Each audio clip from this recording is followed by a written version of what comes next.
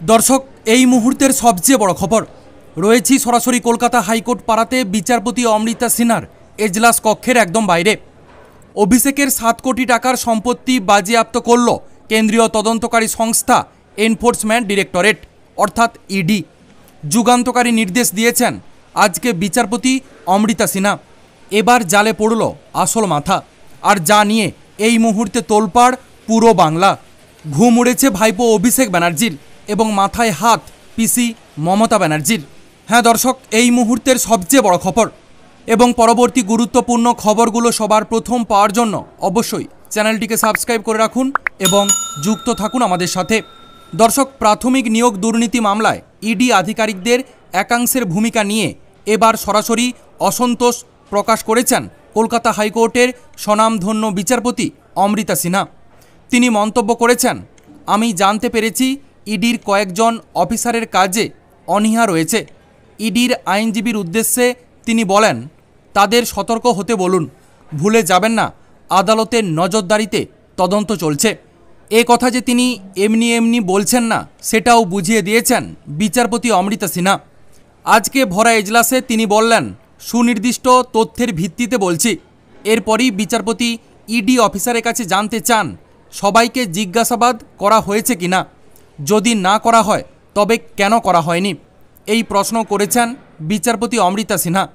জানতে চান জিজ্ঞাসাবাদে কোনো বাধা আছে কিনা।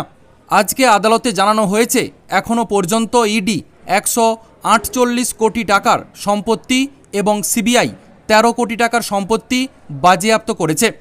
অভিষেকের কোম্পানি লিপস অ্যান্ড বাউন্ডস সংস্থার মোট 7.5 কোটি টাকার সম্পত্তি বাজেয়াপ্ত করা হয়েছে, এমনটাই দাবি করেছে কেন্দ্রীয় গোয়েন্দা সংস্থা। তখন বিচারপতি অমৃতা সিনহা জানান, সম্পত্তি বাজেয়াপ্ত হওয়ার কথা তার জানা আছে, তবে তিনি প্রশ্ন করেন ওই সম্পত্তির আসল মালিক কে, ওই সম্পত্তির টাকার উৎসই বা কী, সেটা কি জেনেছেন। এই প্রশ্নের উত্তরে ইডি জানায় তদন্তের এই অংশ সিবিআই দেখছে। এরপর সিবিআইয়ের আইনজীবী সিল করা খামে রিপোর্ট জমা দেয় কলকাতা হাইকোর্টে। সিবিআই জানিয়েছে একজনের হদিস পাওয়া গিয়েছে যে চাকরি দেওয়ার নামে টাকা তুলেছে, তবে অন্য একজনের হয়ে টাকা তোলা হয়েছে। অন্যদিকে সুজয় কৃষ্ণ ভদ্রের কণ্ঠস্বরের নমুনা পরীক্ষার ফল কি হলো তা নিয়ে কি অগ্রগতি হয়েছে সেই প্রশ্ন তুলেছেন বিচারপতি অমৃতা সিনহা। রাজ্যের রিপোর্ট এখনও না আসায় অসন্তোষ প্রকাশ করেছেন বিচারপতি অমৃতা সিনহা। আগামী 30শে জুলাই মামলার পরবর্তী শুনানি রয়েছে। আর এই প্রসঙ্গে প্রশ্ন করা হলে বিশিষ্ট আইনজীবী তথা সিপিএম নেতা বিকাশ রঞ্জন ভট্টাচার্য আমাদেরকে জানিয়েছেন, এ সব সম্পত্তি ভাইপো অভিষেক ব্যানার্জি এবং পিসি মমতা বন্দ্যোপাধ্যায়ের, পুরোটাই কালো টাকা দিয়ে তৈরি করেছে।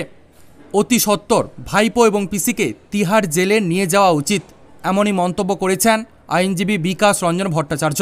তো দর্শক, আপনারা আইনজীবী বিকাশবাবুর এমন মন্তব্যের সাথে কতটা সহমত পোষণ করছেন?